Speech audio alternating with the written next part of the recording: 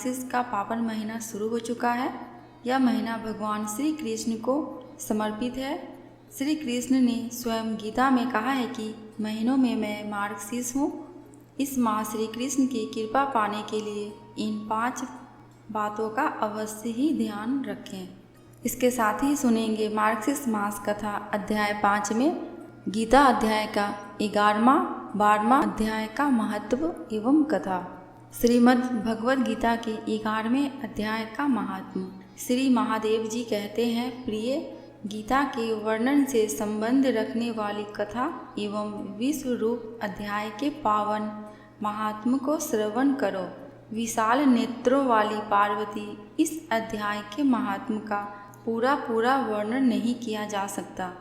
इसके संबंध में सहस्त्रों कथाएं हैं। उनमें से एक यहाँ कही जाती है। प्रणीता नदी के तट पर मेघडंकर नाम से विख्यात एक बहुत बड़ा नगर है। उसके 4 दीवारी और गोपुर द्वार बहुत ऊंचे हैं। वहाँ बड़ी बड़ी विश्रामशालाएं हैं जिनमें सोने के खंभे शोभा दे रहे हैं। उस नगर में श्रीमान, सुखी, शांत, सदाचारी तथा जितेंद्रिय मनुष्यों का निवास है। वहाँ हाथ में शंख नामक धनुष धारण करने वाले जगदीश्वर भगवान विष्णु विराजमान हैं। वे पर ब्रह्म के साकार स्वरूप हैं। संसार के नेत्रों को जीवन प्रदान करने वाले हैं। उनका गौरवपूर्ण श्री विग्रह भगवती लक्ष्मी के नेत्र कमलों द्वारा पूजित होता है। भगवान की वह झांकी 52 अवतार की है। मेघ के समान उनका श्याम वर्ण तथा कोमल आकृति है। वक्ष स्थल पर श्रीवत्स का चिन्ह शोभा पाता है। वे कमल और वनमाला से विभूषित हैं। अनेक प्रकार के आभूषणों से सुशोभित हो भगवान 52 रत्न युक्त समुद्र के सदृश जान पड़ते हैं। पीताम्बर से उनके श्याम विग्रह की कांति ऐसी प्रतीत होती है मानो चमकती हुई बिजली से घिरा हुआ स्निग्ध मेघ शोभा पा रहा हो। उन भगवान 52 का दर्शन करके जीवन, जन्म एवं संसार के बंधन से मुक्त हो जाता है। उस नगर में मेखला नामक महान तीर्थ है, जिसमें स्नान करके मनुष्य शाश्वत वैकुंठ धाम को प्राप्त होता है। वहाँ जगत के स्वामी करुणा सागर भगवान नृसिंह का दर्शन करने से मनुष्य 7 जन्मों के किए हुए घोर पाप से छुटकारा पा जाता है। जो मनुष्य मेखला में गणेश जी का दर्शन करता है वह सदा दुस्तर विघ्नों के भी पार हो जाता है।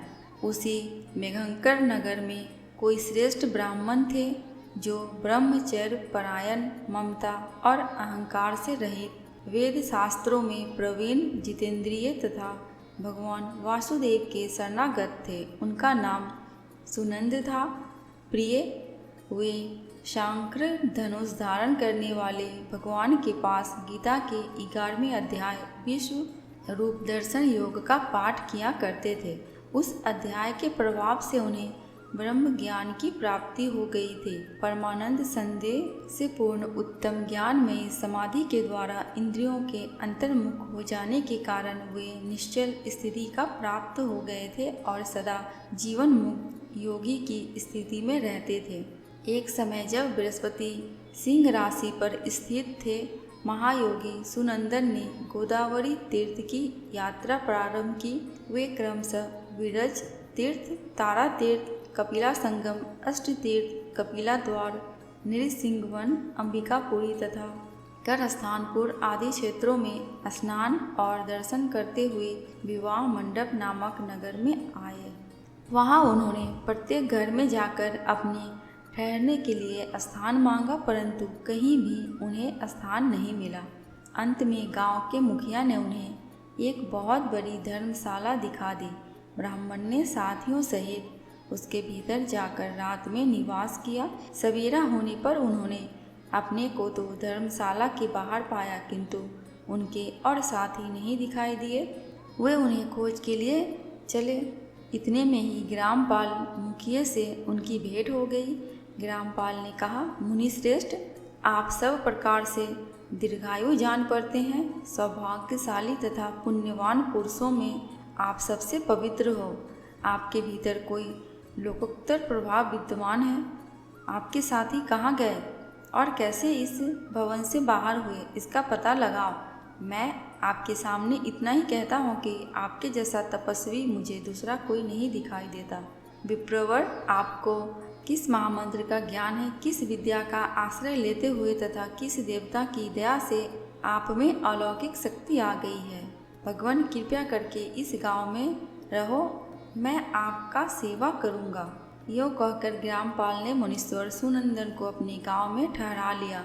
वह दिन रात बड़ी भक्ति से उनकी सेवा टहल करने लगा। जब 7-8 दिन बीत गए तब एक दिन प्रातःकाल आकर वह बहुत दुखी हो महात्मा के सामने रोने लगा और बोला, हाय, आज रात राक्षस ने मुझ भाग्यहीन के बेटे को चबा लिया। मेरा पुत्र बड़ा ही गुणवान और भक्तिमान था। ग्रामपाल के इस प्रकार कहने पर योगी सुनंदन ने पूछा, कहाँ है वह राक्षस और किस प्रकार उसने तुम्हारे पुत्र का भक्षण किया है? ग्रामपाल बोला, ब्राह्मण, इस नगर में एक बड़ा भयंकर नरभक्षी राक्षस रहता है। वह प्रतिदिन आकर इस नगर के मनुष्यों को खा लिया करता है। तब एक दिन समस्त नगरवासियों ने मिलकर उससे प्रार्थना की, राक्षस, तुम हम सब लोगों की रक्षा करो, हम तुम्हारे लिए भोजन की व्यवस्था किए देते हैं। यहाँ बाहर के जो पथिक रात में आकर नींद लेने लगे उसको खा जाना। इस प्रकार नागरिक मनुष्यों ने गांव के मुखिया द्वारा इस धर्मशाला में भेजे हुए पथिक को ही राक्षस का आहार निश्चित किया। अपने प्राणों की रक्षा के लिए ही उन्हें ऐसा करना पड़ा। आप भी अन्य राहगीरों के साथ इस घर में आकर सोए थे, किंतु राक्षस ने उन सबको तो खा लिया, केवल आपको छोड़ दिया। द्विजोत्तम, आप में ऐसा क्या प्रभाव है, इस बात को आप जानते हो। इस समय मेरे पुत्र का एक मित्र आया था, किंतु मैं उसे पहचान न सका। वह मेरे पुत्र को बहुत ही प्रिय था, किंतु अन्य राहगीरों के साथ उसे भी मैंने उसी धर्मशाला में भेज दिया। मेरे पुत्र जब सुना कि मेरा मित्र भी उसमें प्रवेश कर गया तब वह वहाँ से ले आने के लिए गया, परंतु राक्षस ने उसे भी खा लिया। इस प्रकार उस राक्षस का संदेश पाकर मैं तुम्हारे निकट आया हूँ। ब्राह्मण ने पूछा, ग्रामपाल, जो रात में सोए हुए मनुष्यों को खाता है वह प्राणी किस पाप से राक्षस हुआ? ग्रामपाल बोला, ब्राह्मण, पहले इस गांव में कोई किसान ब्राह्मण रहता था। एक दिन वह अघनी के खेत की क्वारियों की रक्षा करने में लगा था। वहाँ से थोड़ी ही दूर पर एक बहुत बड़ा गिद्ध किसी राही को मारकर खा रहा था। उसी समय एक तपस्वी कहीं से आ निकले जो उस राहगीर को बचाने के लिए दूर से ही दया दिखाते आ रहे थे। गिद्ध उस राही को खाकर आकाश में उड़ गया।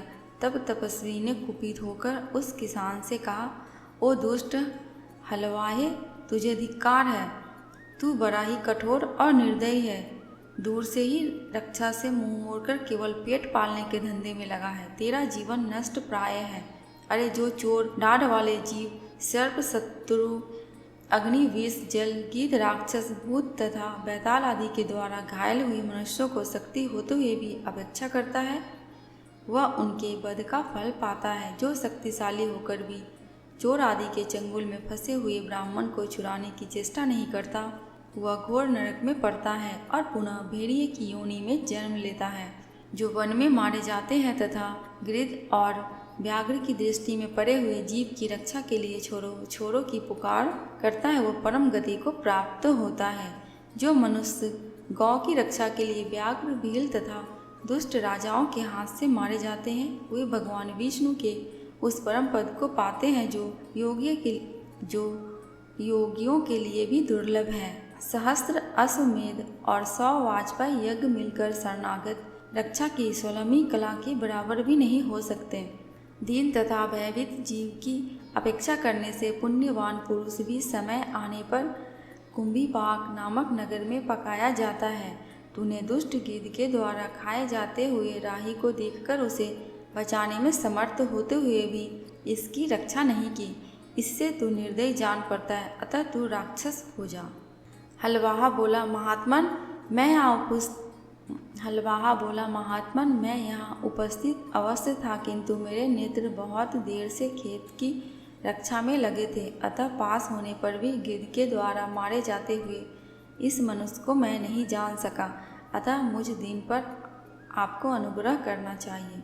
तपस्वी ब्राह्मण ने कहा, जो प्रतिदिन गीता के 11वें अध्याय का जप करता है, उस मनुष्य के द्वारा अभिमंत्रित जल जब तुम्हारे मस्तक पर पड़ेगा, उस समय तुम्हें श्राप से छुटकारा मिल जाएगा।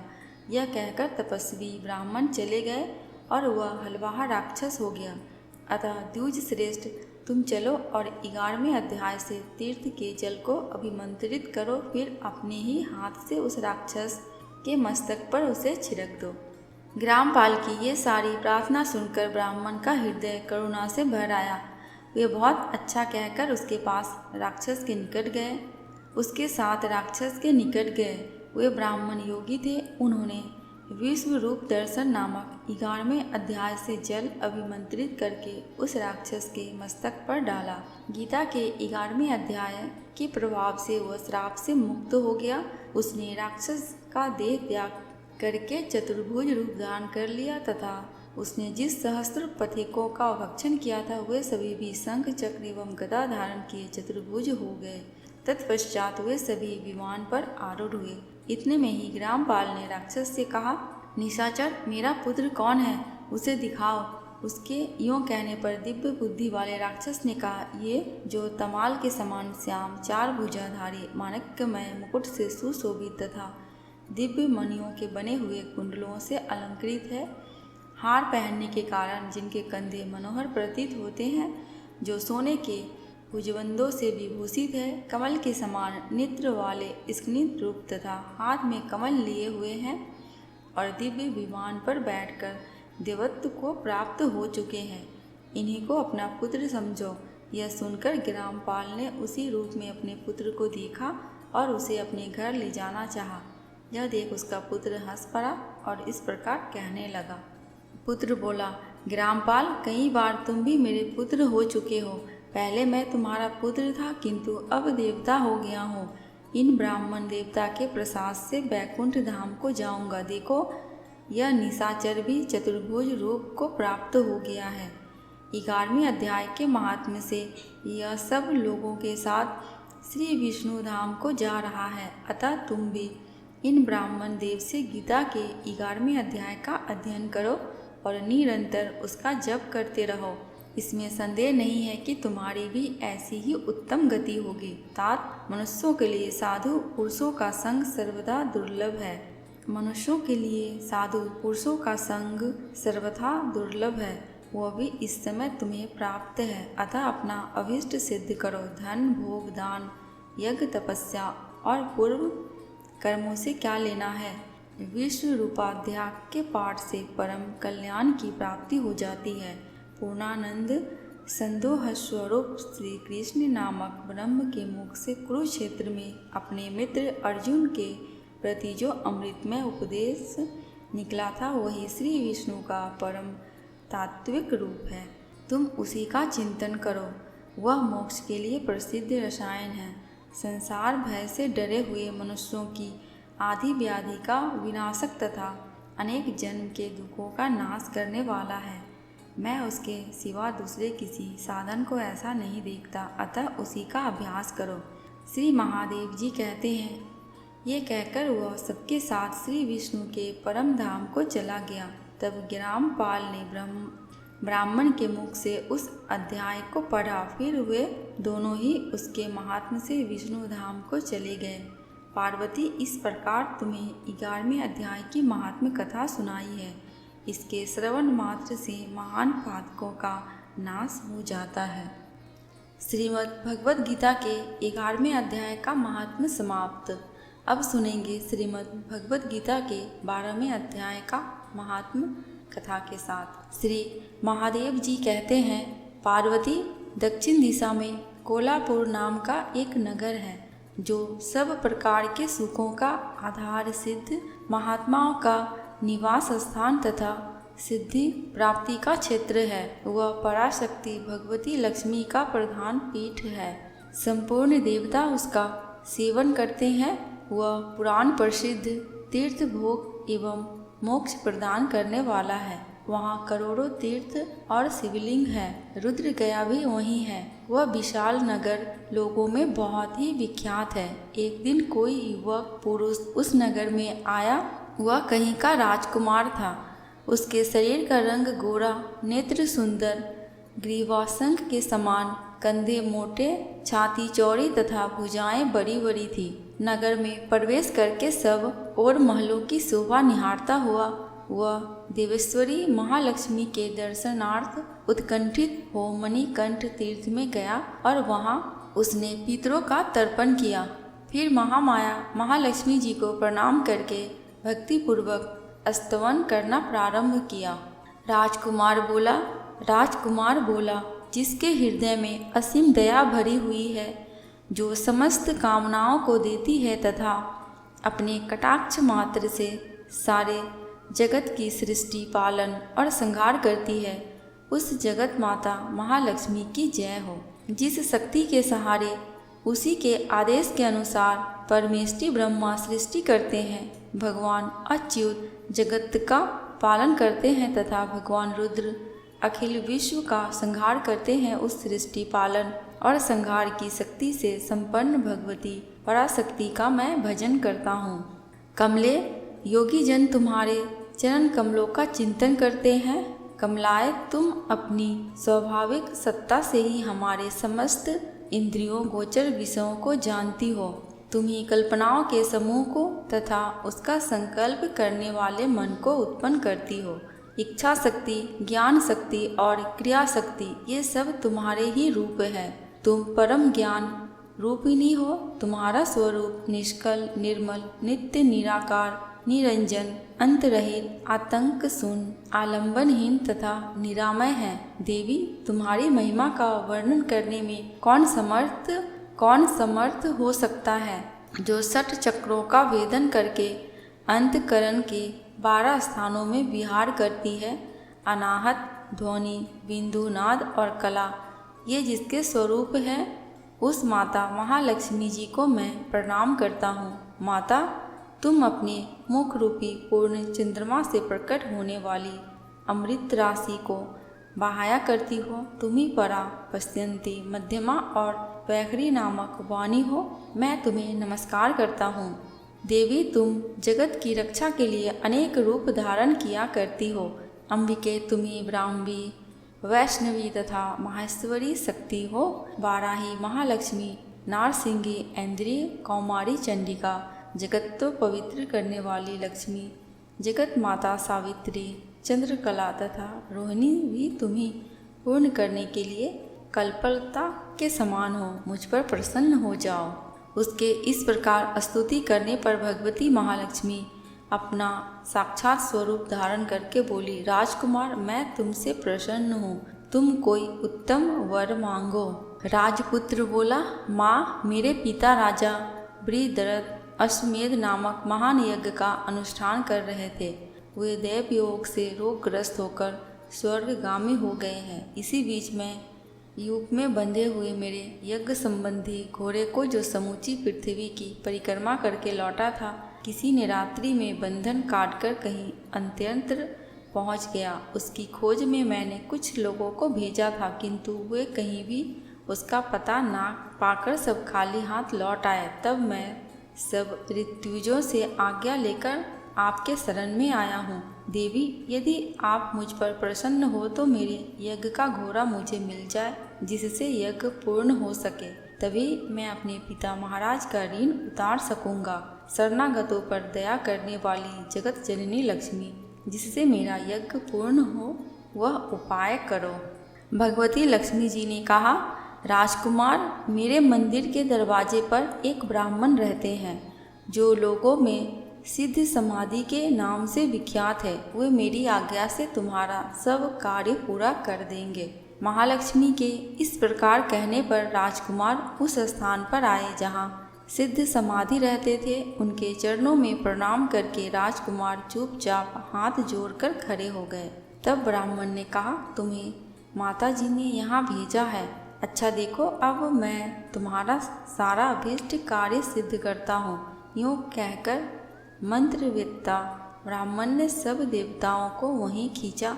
राजकुमार ने देखा उस समय सब देवता हाथ जोड़े थर थर काँपते हुए वहाँ उपस्थित हो गए। तब उन श्रेष्ठ ब्राह्मण ने समस्त देवताओं से कहा, देवतागण, इस राजकुमार का अश्व जो यज्ञ के लिए निश्चित हो चुका था, रात में देवराज इंद्र ने चुराकर कहीं और पहुंचा दिया है, उसे शीघ्र ले आओ। तब देवताओं ने मुनि के कहने से यज्ञ का घोड़ा लाकर दे दिया। इसके बाद उन्होंने उन्हें जाने की आज्ञा दी। देवताओं का आकर्षण देखकर तथा खोए हुए अश्व को पाकर राजकुमार ने मुनि के चरणों में प्रणाम करके कहा, महर्षि, आपका यह सामर्थ्य आश्चर्यजनक है। आप ही ऐसा कार्य कर सकते हैं, दूसरा कोई नहीं। ब्राह्मण मेरी प्रार्थना सुनिए। मेरे पिता राजा बृहद्रथ अश्वमेध यज्ञ का अनुष्ठान प्रारंभ करके देव योग से मृत्यु को प्राप्त हो गए हैं। अभी तक उनका शरीर तपाए हुए तेल में सुखाकर मैंने रख छोड़ा है। साधु श्रेष्ठ, आप उन्हें पुनः जीवित कर दीजिए। यह सुनकर महामुनि ब्राह्मण ने किंचित मुस्कुराकर कहा, चलो, जहाँ यज्ञ मंडप पे तुम्हारे पिता मौजूद हैं, चले। तब सिद्ध समाधि ने राजकुमार के साथ वहां जाकर जल अभिमंत्रित किया और उसे उस शव के मस्तक पर रखा। उसके रखते ही राजा सचेत होकर उठ बैठे। फिर उन्होंने ब्राह्मण को देखकर पूछा, धर्म स्वरूप आप कौन हैं?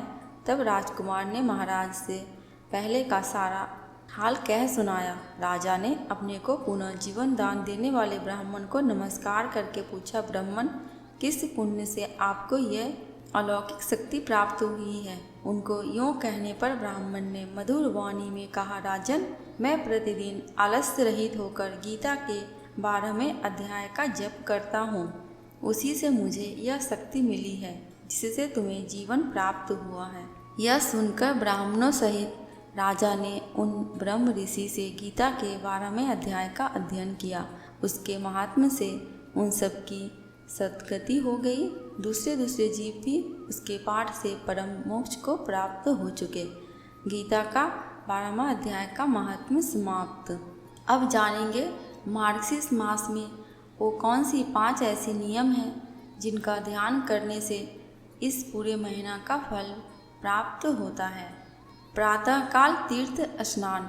पुराणों में इस महीने की बड़ी दिव्य महिमा बताई गई है। इस महीने तीर्थ स्नान करने से शुभ फलों की प्राप्ति होती है। यदि पूरे महीने तीर्थ स्नान नहीं कर सकते हैं तो कम से कम 3 दिन तो तीर्थ स्नान करना ही चाहिए। यह स्नान ब्रह्म मुहूर्त में ही सुबह उठकर करना चाहिए। ऐसा करने से मनोवांछित फलों की पूर्ति होती है और श्री कृष्ण की कृपा प्राप्त होती है। यदि आप तीर्थ स्नान नहीं कर सकते तो नहाने के पानी में किसी तीर्थ नदी का जल मिला लें। शंख की पूजा से मिलेगा शुभ फल। श्री कृष्ण ने गीता में स्वयं यह कहा था कि महीने में मैं मार्गशीर्ष हूँ और यह मुझे अति प्रिय है। और भगवान श्री कृष्ण ने महाभारत के समय अपने हाथों में पाज्यजन्य शंख धारण किया था। इस महीने जो भी शंख का पूर्ण विधि विधान के साथ पूजा करते हैं उनके घर सुख समृद्धि का वास होता है। इसी के साथ मार्गशीर्ष के महीने में आप नित्य शंख में गंगा जल भरे और जब भगवान कृष्ण की पूजा कर ले तो उसके बाद शंख में रखे गंगा जल का पूरे घर में छिड़काव कर ले। ऐसा करने से आपके घर में ना तो वास्तु दोष लगेगा और ना ही नकारात्मक ऊर्जा प्रवेश करेगी। गीता के श्लोक का पूरे महीने करें पाठ। मार्गशीर्ष के महीने में ही श्री कृष्ण ने गीता का उपदेश अर्जुन को दिया था, इसलिए गीता जयंती हर साल मार्गशीर्ष के महीने में ही मनाई जाती है। वैसे भी मार्गशीर्ष का यह महीना भगवान श्री कृष्ण को समर्पित है, तो इस पूरे माह गीता का पाठ पढ़ना एवं सुनना लाभकारी साबित होगा और श्री कृष्ण आपसे शीघ्र ही प्रसन्न होंगे और आपकी हर मनोकामना को शीघ्र ही पूर्ण करेंगे। जप, तप और मंत्र। यह पूरा महीना भगवान श्री कृष्ण को समर्पित है और इस माह भगवान के नाम का जप करना, व्रत, स्नान, दान और उनके निमित्त उनके मंत्रों का विधि पूर्वक 108 दाने वाली तुलसी की माला पर नित्य जाप करने से जीवन में परिवर्तन होता ही है। साथ ही ऐसे भक्त का साथ श्री कृष्ण कभी नहीं छोड़ते और आपकी सारी मनोकामनाएं कान्हा की कृपा से पूर्ण हो जाती हैं। तुलसी पूजा का महत्व। भगवान कृष्ण श्री हरि का ही अवतार है और उन्हें भी तुलसी जी सदैव प्रिय है। यहाँ तक कि वृंदावन धाम तो तुलसी जी के पूर्व जन्म के नाम से ही जाना जाता है, जहाँ श्री कृष्ण और राधा रानी की दिव्य लीलाएं हुई है। इसलिए जिस भी घर में इस पूरे महीने तुलसी जी की पूजा एवं आरती विधि पूर्वक होती है, वहाँ सदैव धन ऐश्वर्य बना रहता है। दोस्तों, कमेंट बॉक्स में भगवान श्री कृष्ण, भगवान विष्णु एवं माता लक्ष्मी की जयकारा लगाना बिल्कुल भी मत भूलना। आपको मेरे चैनल पे व्रत त्योहारों की जानकारियाँ एवं उनसे जुड़ी कथा कहानियाँ मिलती रहेंगी। अगर आपको ये वीडियो थोड़ी सी भी अच्छी लगी हो तो प्लीज़ मेरे चैनल को सब्सक्राइब करके मेरे वीडियो को लाइक एंड शेयर कर देना। अंत तक वीडियो में बने रहने के लिए आपका दिल से बहुत बहुत शुक्रिया।